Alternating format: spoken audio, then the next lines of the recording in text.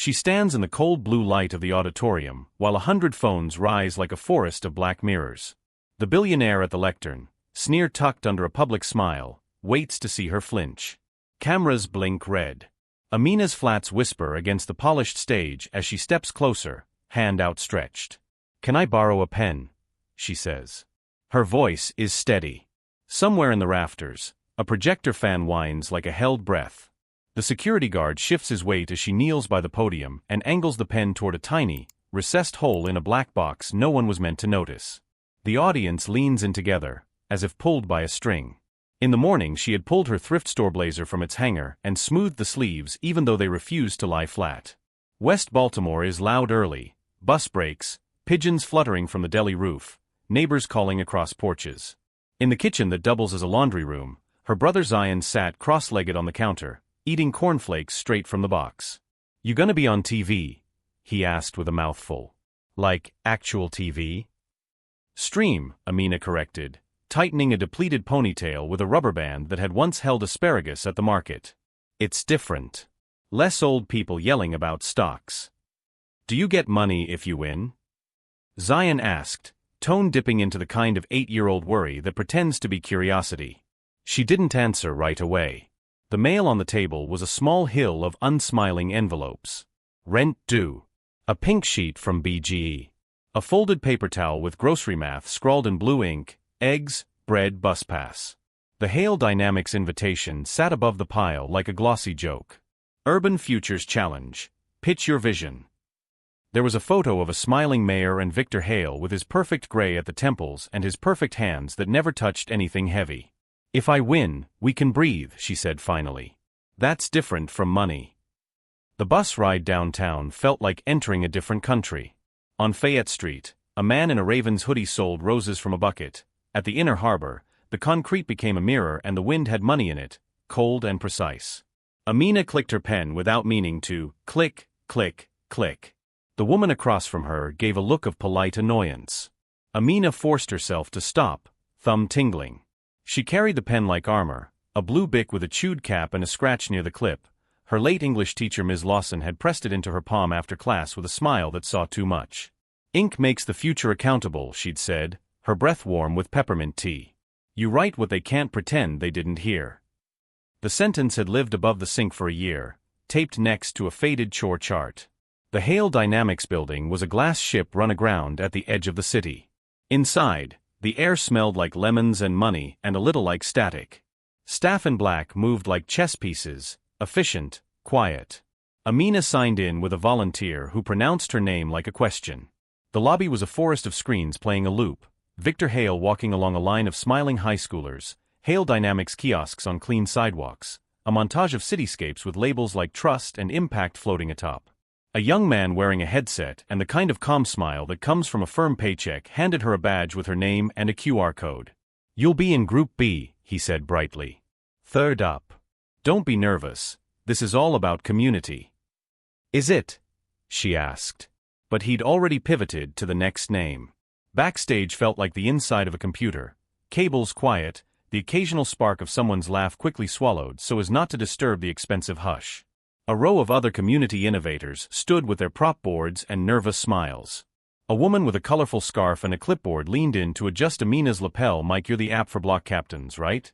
she said, not looking up. "Cute concept. We'll have you do 90 seconds. 90. Amina felt her stomach tilt. Her application had promised 3 minutes. "Victor likes it tight," the woman said. "Nobody complains." "Ask him to try East Lexington at night," muttered Amina.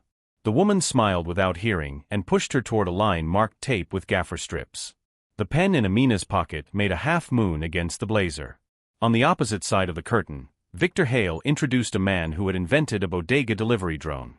The crowd laughed as the drone hovered over a plastic bagel and then fumbled it into a box. Amina watched the technicians by the podium. One of them, a woman with short hair and a tattoo of an ocean wave peeking under her sleeve, tapped a tablet and said softly, "QB, stack the AV. Swap to Haleforge." Her voice was the only unvarnished thing in the place. The rack of hardware below the stage looked familiar. Climate controls, a video switcher, and a black box she recognized from her campus lab, a small server with a recessed reset the size of a sesame seed. The billionaire was taller in person. Up close, you could see the calibration of his smile, generous by default, with a tiny door that closed when he believed someone didn't matter. When he turned to Amina, the door shut. "And now a student," he said, a theater of welcome hiding a subtext that hissed, "Please be charming and brief. From the community college. What's your name, dear?" Amina had been trained to make herself manageable in rooms like this. But the heat in her chest, the memory of Ms. Lawson's pen, the way Rent had a sound like a door locking, all of it trembled for a second then hardened into something like glass. "Amina Carter," she said. "And I'm here to solve a problem you created."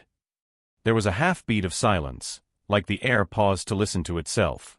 Somewhere a mic cut and came back. Victor's smile recalibrated. "We love the energy," he said.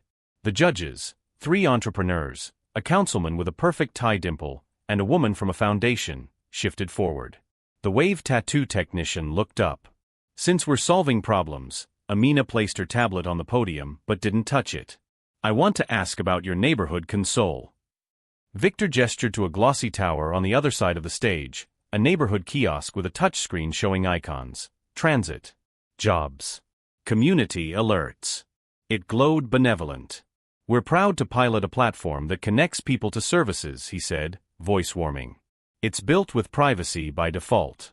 No data leaves without consent. Encrypted end-to-end, and, as of this morning, certified unhackable by an independent lab." "Funny," Amina said. "Because the dev server I see on the network says otherwise." The audience laughed in a tight way, unsure if it was supposed to. Victor's mouth did a small recoil barely visible unless you looked for it. "We can move the conversation back to your idea," he said. "The judges want to see you shine." Her palms were damp. She remembered her mother after the night shift, face creased, saying, "Ask good questions. You'll find the truth will either come up to meet you or run." The wave tattoo tech caught Amina's eye across the rack and made the smallest nod. It felt like permission. During the last pitch, backstage, a man had bumped into Amina hard enough to almost spill her bag. "Watch it," he'd said, not unkindly but also not thinking she existed beyond the space she took up in that moment. When she sat on a crate to gather herself, she noticed a sticker stuck to the toe of her shoe, the kind text used to label ports, Hailforge_01. She peeled it off and saw the same word in the script the wave tattoo tech was running on her tablet, swap to Hailforge. And on the black box in the rack, behind the podium, the model number read HAL FG01. She had seen the same chassis in her campus lab. With a pen, she had once used the tiny reset to unfreeze a demo server and push it into a verbose boot that threw up logs like confetti. You could tell everything from logs, if you knew how to read what people didn't intend to show. That was the moment the shape of the challenge curved into an answer. This wasn't a competition. It was marketing theater designed to launder a pre-signed contract. A glossy, televised consent. "Before I pitch," Amina said now, "I need to ask for a moment to check your math." She gestured to the slide behind Victor where a bar chart pulsed in corporate blues. Numbers sat like boulders. $3.9 million pilot cost. 0 data retention. 42 jobs created. "I'm not a consultant," she said, "but I can add. Do you have a pen?" Someone in the front row chuckled. Victor, confidence swelling at the appearance of something simple and controlled, held up a pen with his logo.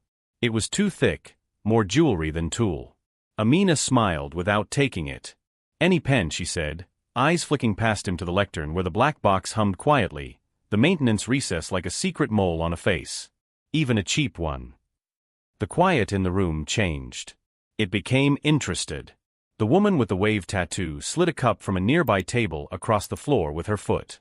Inside, pens huddle like minnows, some branded, some plain. Amina plucked the smallest, a blue Bic that didn't belong in a building like this. It had a scratch just like hers. It fit her hand exactly.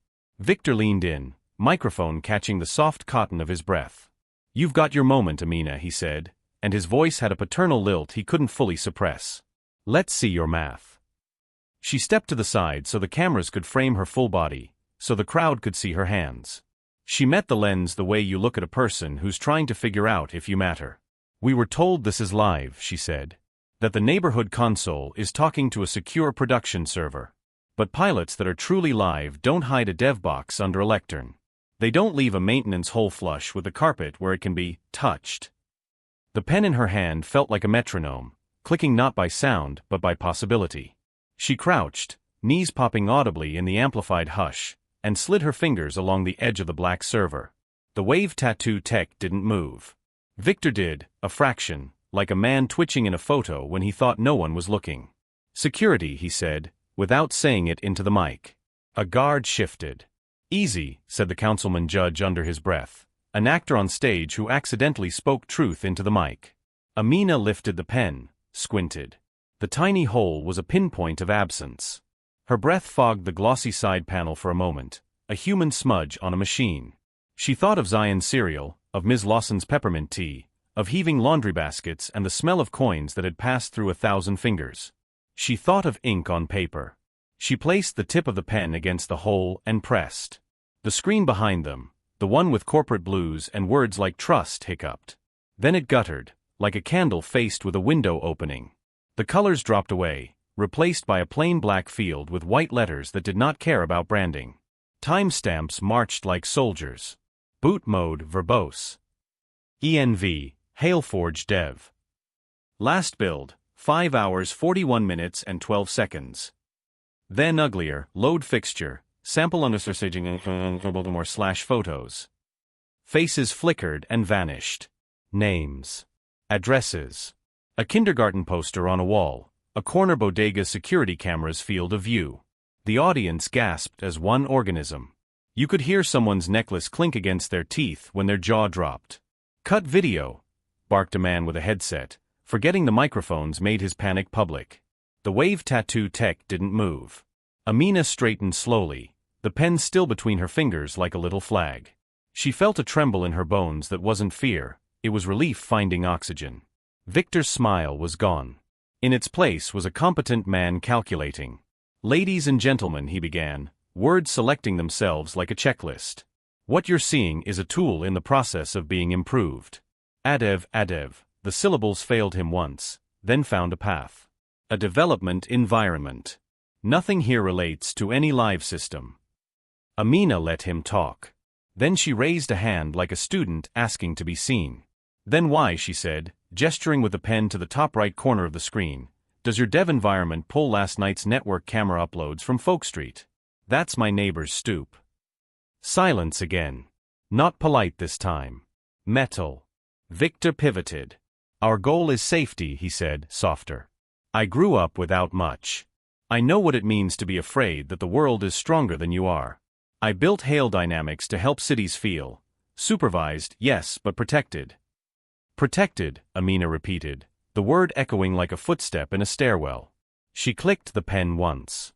"Let's protect facts." She stepped toward the clear acrylic board off to the side of the stage and in tidy blue, wrote 3 numbers, 3,900,000, 42, and 0. 3.9 million is the pilot cost, right? A murmur of confirmation fluttered through the judges. 42 is jobs created. 0 is data retention. She underlined the last with a line that pressed so hard the tip squeaked. "I'm not here for a TED Talk," she said. "I'm here for a bill we can live with." She turned to the judges. 42 jobs at $36,000 each is 1.5 million. The consoles cost 200 grand apiece. 20 units. That's 4 million. We're already over your pilot cost unless, she paused, hearing her own heartbeat in her ears, unless those jobs are temporary contractors and the consoles are leased and you're counting a discount you'll claw back with a maintenance fee. A fee indexed to usage, which you calculate by the volume of data processed. It's a surveillance tax. And it will land on blocks that look like mine because we have more to lose and fewer lawyers. The councilman's pen stalled over his notes. The foundation woman leaned forward, eyes bright with the thrill of a truth beginning to make a shape. The entrepreneurial judge with a watch like a moon, he looked at Victor and did a math only rich men know how to do. "You don't have the context," Victor said, less smooth now. "There are line items you can't see." "Then show them," Amina said. "Here." She turned the pen, clicked off the cap with her teeth, spit it gently into her palm, and wrote in the margin of the acrylic, "Maintenance fee, 12% of usage metric." That's from your draft we all weren't supposed to have, she said, looking at the wave tattoo tech who didn't look away. We never gave consent for our stoops to be in your QA slides. We didn't opt in to being fixtures. There was a rustle, like the wind had found a way inside. Phones were up now, not just for vanity but for proof. On the big screen, the dev console rolled on indifferent, pulling log entries as if they were beads on a string. Cron job, scrape underscore sitting at underscore am. Run encoder, face hash underscore v2. Tag, focus runner. A woman in row 4 covered her mouth. The councilman's phone started to buzz and he didn't answer it. Someone in the balcony whispered, "That's my block." "And this is your unhackable?" Amina asked gently, not taunting, trying to keep the calm of someone walking a skittish horse. "If a girl with a pen can put this into verbose mode in front of your investors, what do you think a bored teenager can do after school? What happens the first time someone's face on a QA fixture gets sent to the wrong hands?" Victor's jaw worked. "We'll pause the stream," he said. "We'll address this offline." "Stay right here," the foundation judge said. Her voice had the authority of a person who has written large checks and regretted some of them. "Amina, keep going." She looked again at the acrylic and rewrote the 3 numbers, 3,900,000, 42, 0, and then she drew an arrow from 0 to a word, trust. "You say 0 data retention," she said. "But if you are retaining even in dev, then 0 is a story, not a fact. And trust isn't a line item. It's a ledger. You can't spend it twice." Victor made a small motion with his hand. From habit, a security guard began to step closer, then stopped when a dozen phones turned their glass eyes on him. The wave tattoo tech touched her tablet with a single finger, spinning the view so the dev console didn't show faces anymore, only lines of code that felt less like a wound. She looked at Amina and mouthed, "Thank you." "You asked me for a pitch," Amina said, gentler now because the room had moved from spectacle to listening. "Here's mine.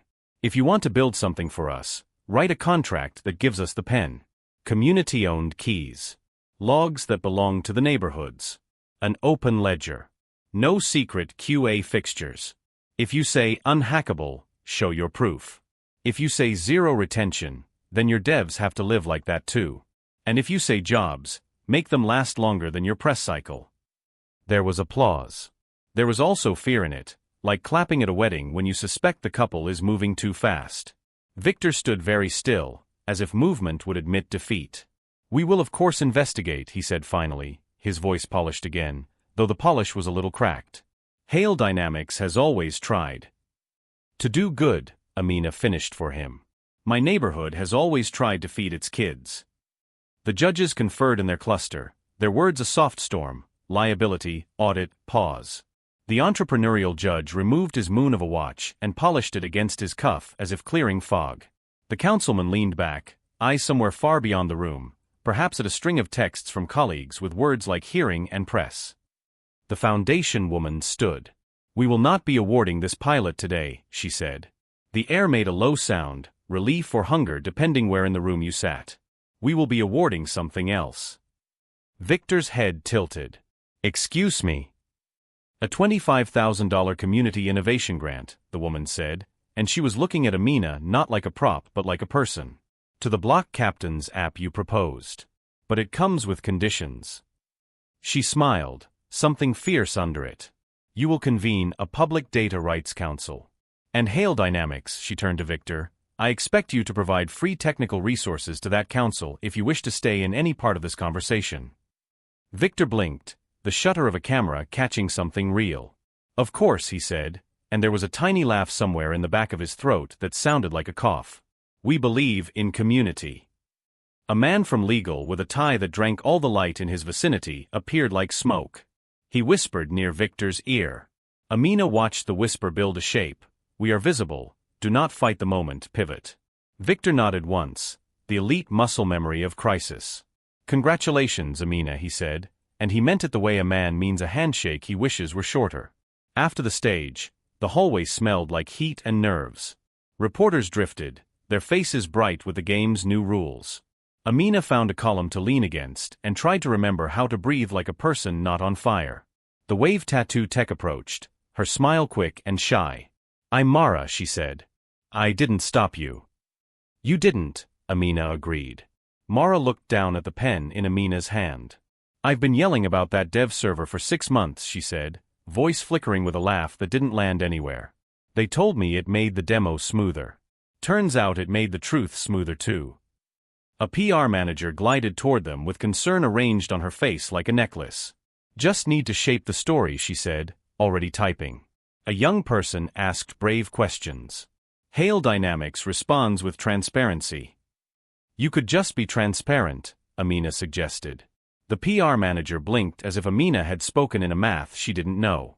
We'll be in touch, she said, backing away like a cat from a bathtub.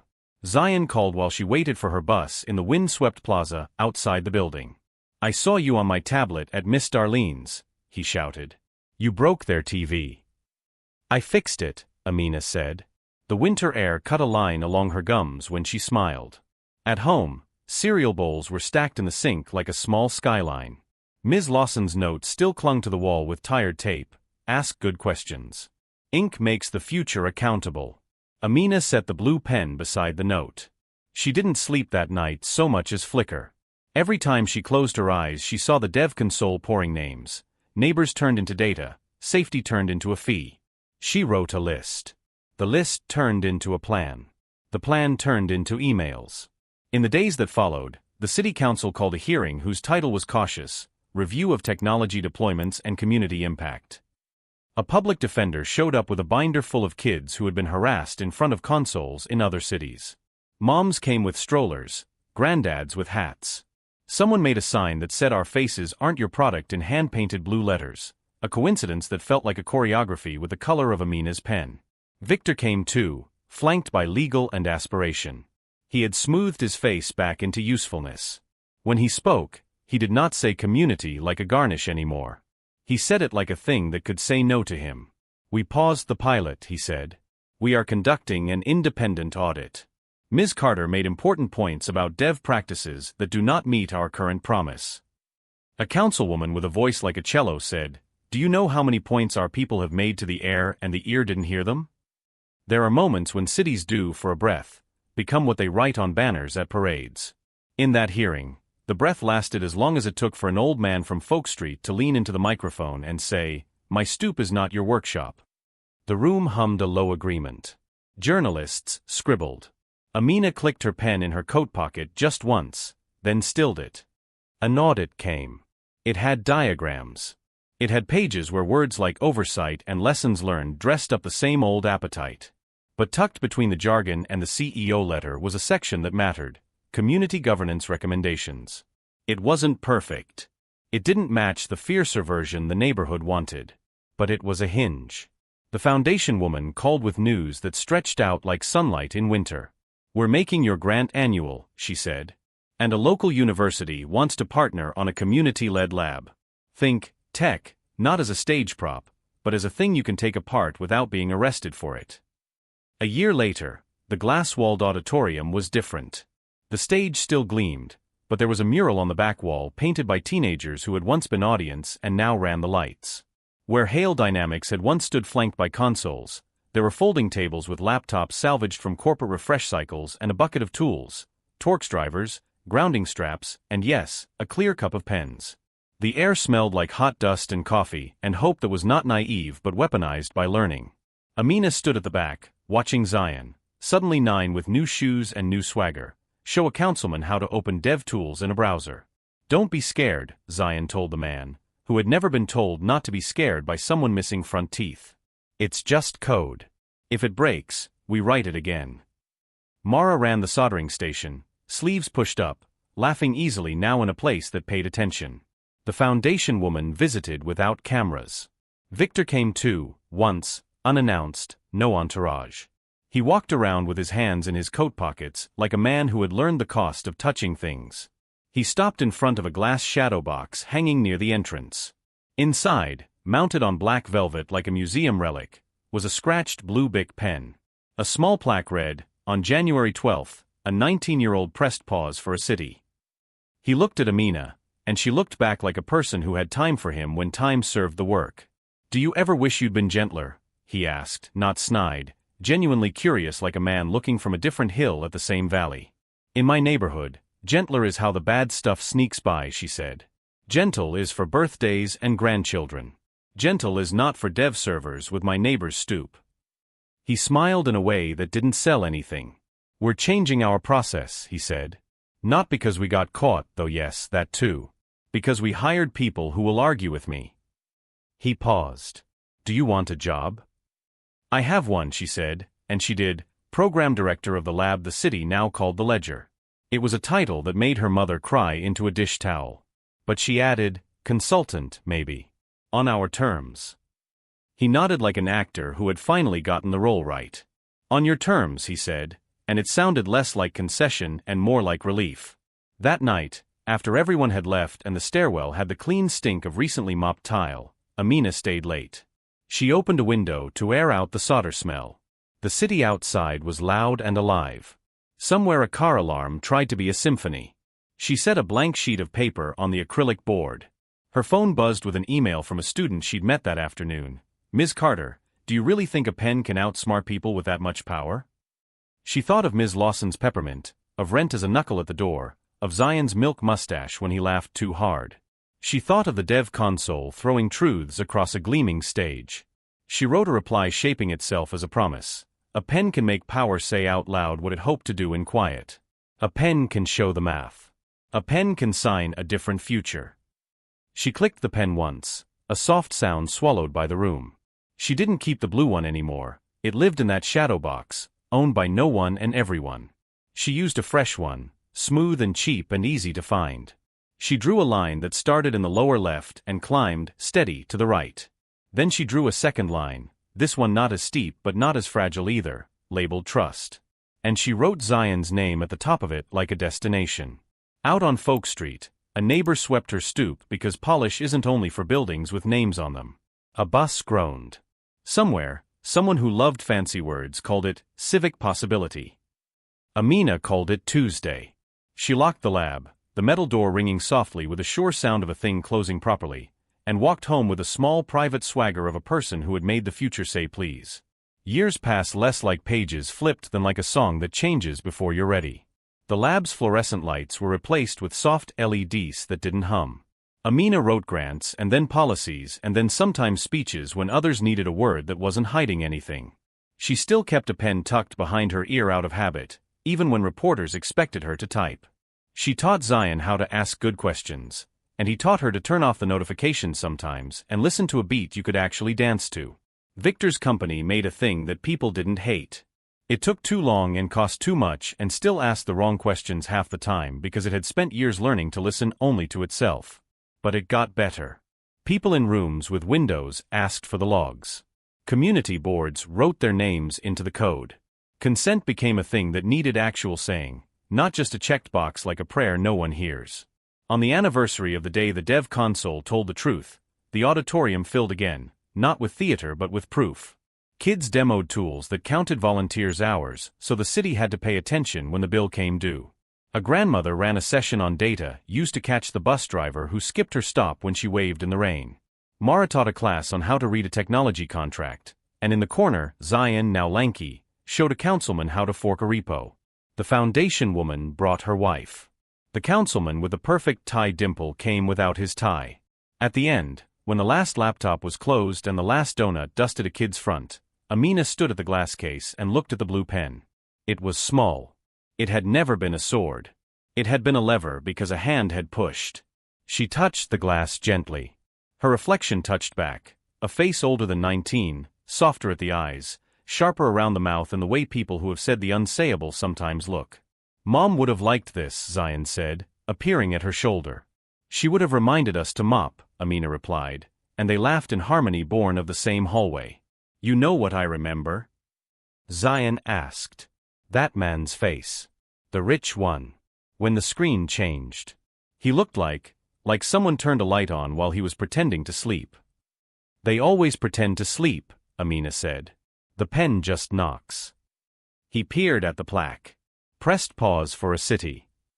You did more than pause it. Pause is how you make room to say no, she said. No is how you make room to build. He nodded as if the math checked out. He looked toward the door, where teenagers were laughing too loud.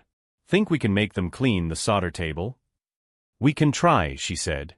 We can write it down. Outside, the night was thick and kind. The block captain's app pinged someone about a streetlight drone stuck again on Mullen. Across town, the last console of the old design had been dismantled and its metal recycled into benches engraved with the names of people who refused to be fixtures. The city wasn't beautiful in an easy way. It was exacting, like a math problem that wanted you to show your work. But it was theirs in a way that felt less like a loan and more like a title. A final memory arrived sometimes uninvited, the taste of plastic on her lip as she uncapped the pen with her teeth, the mic catching the tiny sound, the cameras feeding it to thousands of living rooms. She had not planned that part. It made the moment messy enough to be human. In a decade of panels and white papers, when people asked her what made the billionaire blink, she did not say audit or policy or the press. She said, the part where the cheap pen squeaked against the acrylic while I wrote the truth. It's hard to argue with the sound of ink working. And when she needed a line for a grant or a sentence for a kid who wanted a battle cry before a science fair, she said the same thing she wrote on that acrylic board in blue. Trust isn't a line item. It's a ledger we write together. If you want to know who owns the future, watch who holds the pen. On a spring afternoon wet with new leaves, as a bus hissed and the city turned its face toward longer light, the auditorium doors swung open to another class of kids with questions like sharp little stars. Amina greeted them not with a speech but with a cup held like an offering. Inside were pens of every color. She tilted it so the plastic clicked softly. Pick one, she said. And then we're going to ask the kind of questions that make screens tell the truth. The smallest girl chose a blue one. She held it like a wand and like a wrench. What can I do with it? She whispered, afraid a grown-up would tell her she was dreaming too loud. Amina nodded toward the glass case and the city beyond it, which glittered and groaned and made room. Anything, she said, letting the words stand bare and unadorned. You can draw a line no one can pretend not to see. You can circle the lie so it has to become a fact.